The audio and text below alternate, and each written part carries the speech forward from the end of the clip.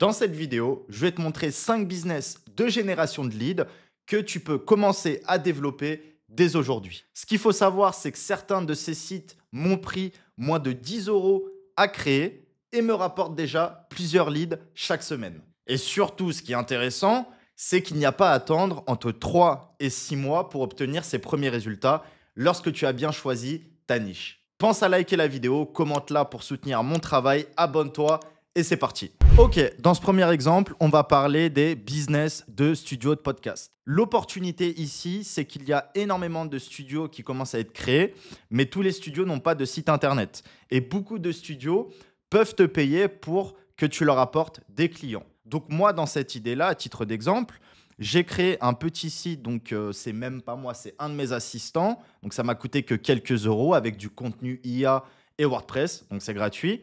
Au final, j'ai payé surtout l'assistant et le nom de domaine. Donc j'ai créé un site qui s'appelle Bangkok Podcast Studio, très simple. Et on peut voir qu'un petit peu, plusieurs fois par semaine, je reçois des leads. Titre d'exemple ici, bonjour, nous recherchons un podcast studio pour un recording complet avec une production vidéo, blablabla. Donc ça peut être du devis qui peut être très bien à quelques centaines d'euros, comme à quelques milliers d'euros, surtout que c'est du consommable. Moi, il y a des studios de podcast où j'ai dépensé au total plusieurs milliers d'euros parce que j'y suis allé peut-être 20 fois. Donc, si tu payes à chaque fois 50 ou 100 $ de l'heure, ça peut aller très très vite. Et des gens comme David ici, à qui j'ai transféré mon mail, par exemple, des gens comme lui, il y en a plein qui peuvent te rémunérer en échange de nouveaux clients. Là, ce qu'il me dit après, c'est qu'on est en train de faire une update, donc une mise à jour du studio. Donc voilà, c'est pas disponible, blablabla, mais il reviendra vers moi lorsque ce sera disponible. Et si vraiment, parce qu'avoir plein de business, c'est bien, mais il faut pouvoir les gérer. Là, je vous montre juste que ça marche. Et après, celui qui a du temps à exploiter et qui est intéressé par le concept, bah vas-y frérot, sinon je ne te le donnerai pas comme ça publiquement.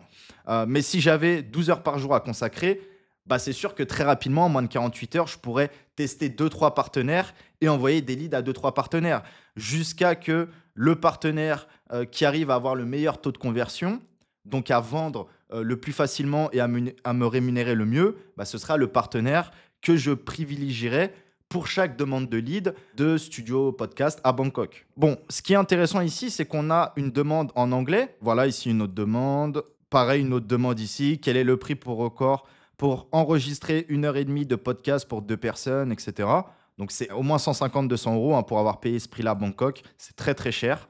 Rien à voir par rapport à Bali où tu peux avoir pour 30 €. Ici, j'aimerais bien booker une session pour le 26. Voilà, je ne vais pas transférer tous les mails, mais je vous en montre quelques-uns à titre d'exemple. J'ai reçu également des demandes de contact dans différentes langues.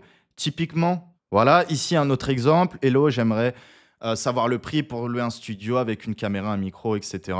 de Vincent. Donc Vincent qui est probablement un Français. Il faut savoir que la puissance des EMD monopage, donc d'un site avec une page qui peut être fait en 15 minutes top chrono quand tu as le process, c'est que tu peux le traduire en 20 langues, en 30 langues. Donc j'ai eu des demandes de lead aussi bien en anglais, en français, mais aussi en russe. Et attention, quand vous recevez un message d'un russe, vous pouvez penser que c'est un spam, mais pour avoir traduit les quelques leads que j'ai reçus, c'est vraiment des demandes pour intégrer ce studio de podcast et savoir le prix et les disponibilités. Donc, vous avez tout intérêt à scaler un mot-clé en plusieurs langues. C'est très efficace. Et ce système de Bangkok Podcast Studio, si je vous montre rapidement, j'ai dû avoir d'autres leads. Voilà, ici à Dubaï. Donc là, j'ai une demande d'un gars plutôt qui voulait bosser pour nous. Là, ici, j'ai une demande pour Bali. Donc, hello, je recherche un studio podcast pour 2 personnes, en gros. Hello, je suis actuellement à Bali et je cherche à me relocaliser à Bali pour 6 mois. En septembre, je cherche un studio. Attends.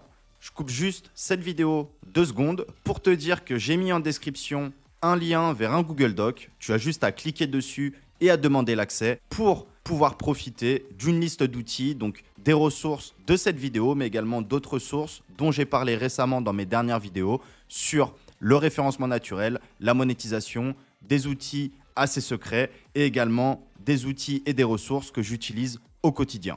Le lien est en description et on peut reprendre cette vidéo. Là, pareil, ici, voilà, on a une demande d'un russe. Nous avons besoin d'un podcast studio pour filmer à Bali. Il y aura un invité, la date du 9 août, nanana. Donc, plein de questions. Ça, je pourrais directement le transférer à mon partenaire. Pour le coup, vous voyez, je connais 2 studios très sérieux à Canggu, mais par manque de temps, je ne les ai même pas encore démarchés. Mais pour vous dire que avoir des business qui fonctionnent, c'est une chose, mais il faut se focus dessus et vous le savez.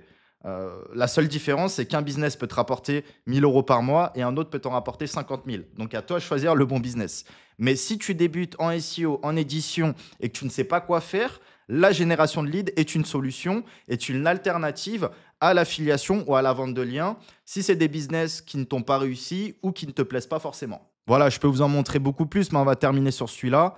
Je recherche, donc là c'était le 4 juillet, je recherche une place pour recorder un podcast avec des caméras, microphones. Je suis curieux de savoir vos prix. Ou encore ici, hello, je cherche une chambre privée, donc un bureau privé avec de la bonne Wi-Fi pour un meeting. Non, non, non. Voilà. Moi, c'est typiquement des demandes de leads que j'ai déjà envoyées lorsque je cherchais des studios ou encore des bureaux privés pour tourner des vidéos ou faire des réunions. Donc, et pour avoir payé plusieurs dizaines et centaines d'euros en fonction des lieux, ça convertit. Donc, les studios de podcast, c'est un bon business. Vous pouvez dupliquer, faire par exemple 10 sites, vous identifiez 10 villes.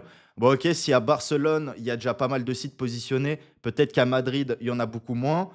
Si à Paris, il y a déjà beaucoup de sites positionnés, peut-être qu'à Nantes, il y en a beaucoup moins. Ou encore à Marseille. Voilà, c'est à vous d'anticiper les tendances. Quand on est au début de la vague, on prend un grand risque. La vague du podcast, on est encore au début. Donc, si vous voulez vous positionner sur cet engouement, vous prenez un risque. Effectivement, il y a plus de chances que ça ne marche pas, que ça ne fonctionne. Mais si ça fonctionne, ça peut fonctionner très fort.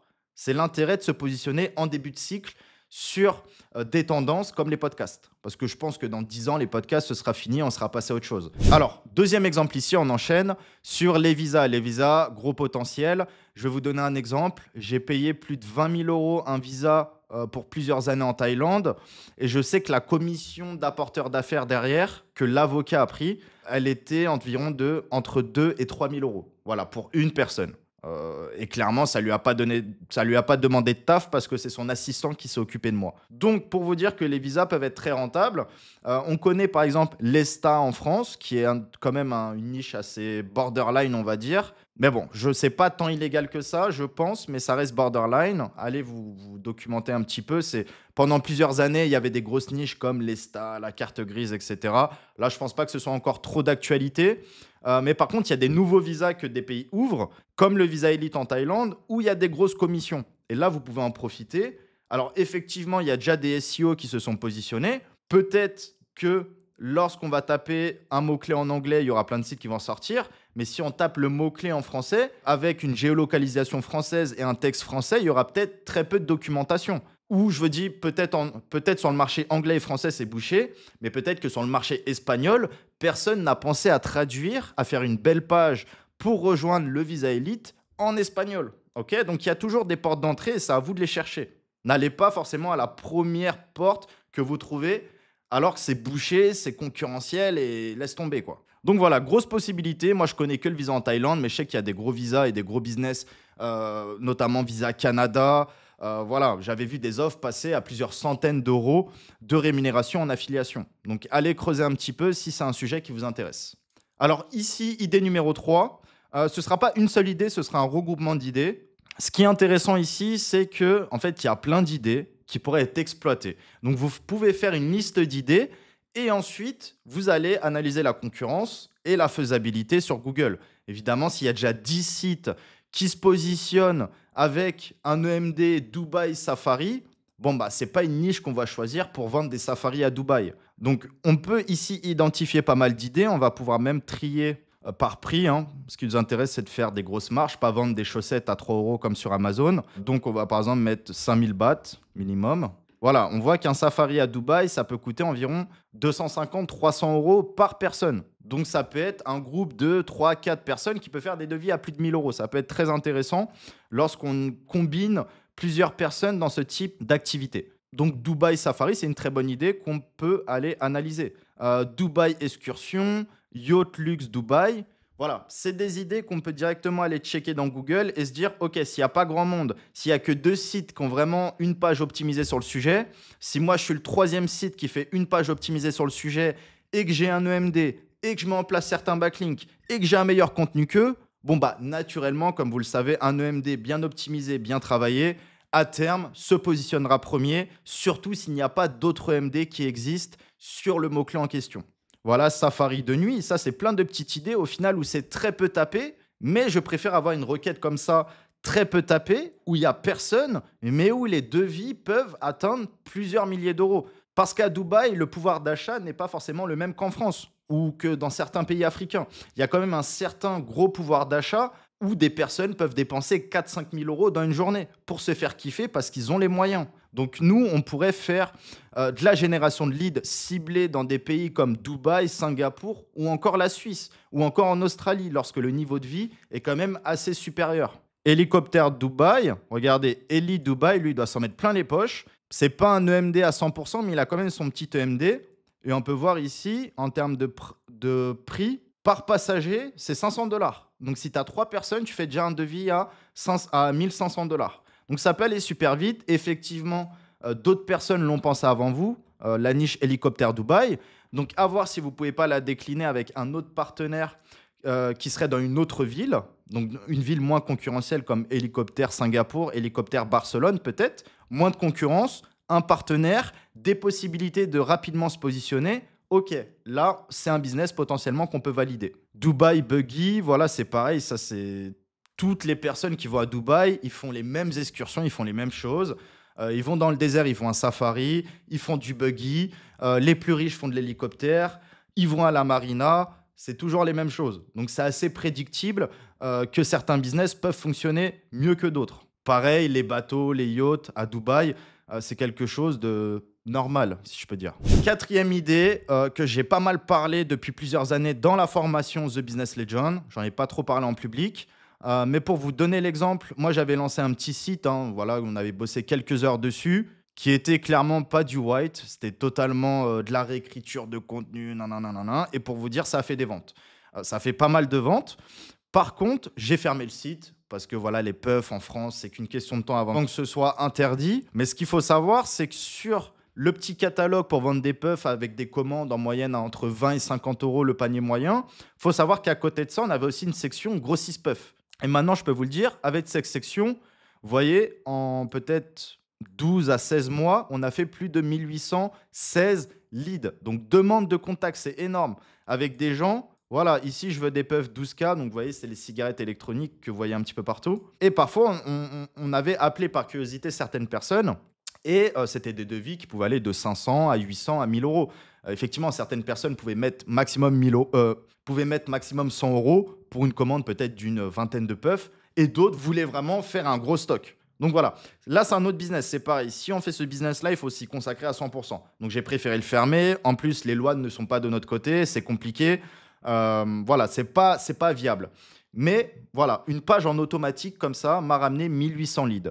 Avec le bon contact, avec le bon commercial, disponible pour traiter tous les leads et faire de la vente. Clairement, c'est énormément d'argent qui est en jeu, ce type de devis. Parce que voilà, du devis B2B, c'est plusieurs milliers d'euros. On ne parle pas de la vente B2C, où c'est une personne qui achète 2 puffs pour Noël. Là, on parle de personnes qui ont des magasins au ski, qui ont des tabacs, qui ont des entrepôts. Donc, ils ont un budget quand même assez conséquent. Et pour en revenir, c'est que en fait, quand on a fait cette page, il n'y avait personne. Voilà, il y avait peut-être 3-4 personnes grand maximum. Donc très rapidement, on s'est positionné en première ou deuxième position. Il y avait de la longue traîne. On a lancé une dizaine de MD. Donc ce qui fait que les leads s'alimentaient tout seuls au final grâce à ce type de requête. OK ? Donc la requête grossiste, tout ce qui est grossiste, fabricant, revendeur, il y a vraiment de gros potentiels. Pourquoi ? Parce que, comme vous le savez, je vous le dis assez souvent, mais les SEO, moi y compris, vont dans la facilité. Donc, on va aller où il y a un programme d'affiliation, où le copain est, on va y aller, etc. Mais quand, effectivement, tu dis c'est quoi les puffs, j'ai pas de contact, je sais pas comment gérer ça, bah déjà 99% des gens qui analysent ce truc-là, ils vont se dire c'est trop compliqué. Donc, ça laisse une belle porte d'entrée aux personnes qui vont être persévérants, essayer de trouver un contact, démarcher les 10 plus gros e-commerce et les plus gros grossistes pour essayer de travailler avec eux. Parce que demain, on peut être en lien avec un grossiste de puff. Et bien sûr, on va passer devant lui, devant son site sur Google. Parce que tu en as qui gèrent le marché, mais qui ne sont pas digitalisés, ou leur title SEO n'est même pas optimisé, donc qui ressort nulle part. Par contre, c'est eux qui maîtrisent le marché. Donc, il faut trouver les bons contacts. Toi, avec ta plus-value qui est de faire du bon contenu, faire des EMD, faire des backlinks, d'arriver premier sur ton mot-clé. et ensuite lui apporter les leads qu'il n'aurait pas eu initialement et de prendre ta commission. Voilà, c'est le business de la génération de leads. Le fait d'être un entremetteur et de capitaliser sur ta plus-value qui est être bon en référencement naturel. C'est pareil, un grossiste hijab, grossiste caftan, ça c'est des requêtes que j'ai pas mal analysées ces dernières années. Il y a du potentiel. Après, tout ce qui est textile, à vrai dire, je ne connais pas. Ça a l'air quand même assez compliqué. C'est pour ça que j'étais parti sur Grossist Puff, parce qu'il y avait beaucoup de recherches. Tous les jours, il y avait des centaines de recherches. Donc, ça allait très, très vite. Et les gens avaient un certain pouvoir d'achat. Donc, voilà, c'était assez simple à gérer. Donc, allez voir un petit peu du côté des revendeurs, fabricants, grossistes en termes de mots-clés. Voyez toutes les Google Suggest qui existent. Faites un taf d'analyse poussée. Et là, potentiellement, il y aura des opportunités. Cinquième et dernière idée, ici, ce ne sera pas forcément de la génération de leads, mais plutôt du drop service. Le fait de trouver des solutions qui sont recherchées, qui existent, mais qui sont mal marketées. Ou, à titre d'exemple, ici, pour y avoir accès, il faut payer en crypto. Donc, c'est assez compliqué. Moi, je cherchais, par exemple, un système Telegram pour pouvoir aspirer plein de groupes, créer des groupes, etc., avec toutes les failles et les moyens de monter des groupes et des canaux sur Telegram. Bref, et je suis tombé sur ce site-là qui a un marketing quand même assez pourri, qui est en anglais, qui n'a même pas une traduction en français ou dans d'autres langues. J'ai contacté le gars derrière, j'ai payé, il m'a expliqué que c'était 49 $, alors que potentiellement un outil comme ça, bien marketé, peut se vendre entre 200 et 300 $ assez facilement. J'ai payé son outil. Et là, ce que je vois, c'est que le gars, il est super disponible pour traiter ma demande. Donc, je pourrais tout simplement lui dire, bah écoute, moi, j'ai du temps à consacrer à ton projet. Tu me vends, par exemple, 10 licences, non pas à 49 $ x 10, donc 490 $. Tu ne me les vends pas à 500 $, mais à 300 $. Donc, je lui achète 10 licences, je fais mon site, je le market bien, je le vends 200 ou 300 $ parce que pour moi, la valeur perçue de cet outil est énorme par rapport au prix qui est indiqué. Je fais en multilangue, français, espagnol, non. Je rank premier sur... Peut-être pour commencer des petits mots-clés assez faciles, mais bulk, Telegram member, bulk, Telegram software, voilà, c'est des requêtes que moi-même j'ai tapées et où j'ai acheté son outil. Okay, donc ça, c'est une possibilité de business qui peut vraiment être simple à faire. Lui, ça lui ramène du cash, il n'a rien à faire.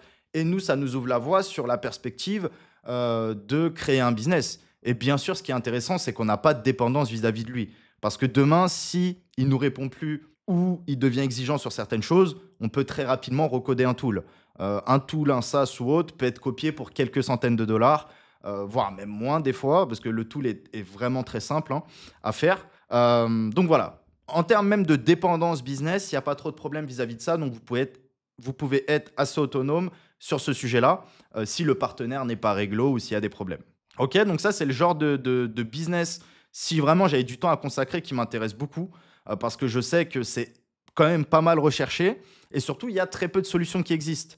Donc, assez rapidement, le type de personnes qui proposent ces solutions le proposent par exemple sur des forums comme Black Hat World ou autres, mais n'ont pas de site. Donc, nous, avec nos compétences SEO, on va rapidement se positionner premier sur pas mal de mots-clés. On fait un bon marketing, des témoignages, on propose des solutions de paiement adaptées parce que là, il n'y a que les cryptos. Donc, déjà, tu as une personne sur deux peut-être qui ne peut pas payer. Alors que moi, si je peux potentiellement mettre à disposition des moyens de paiement comme Stripe ou autre, ça peut être aussi un avantage concurrentiel qui peut faire entrer encore plus de ventes. Ok, les amis, donc voilà ces 5 idées. J'espère que ça vous a motivé, donné des idées, envie de bosser. Vous voyez, les possibilités sont énormes. Laissez un petit like et un commentaire si vous avez apprécié. Et sinon, on se dit à très vite. Ciao.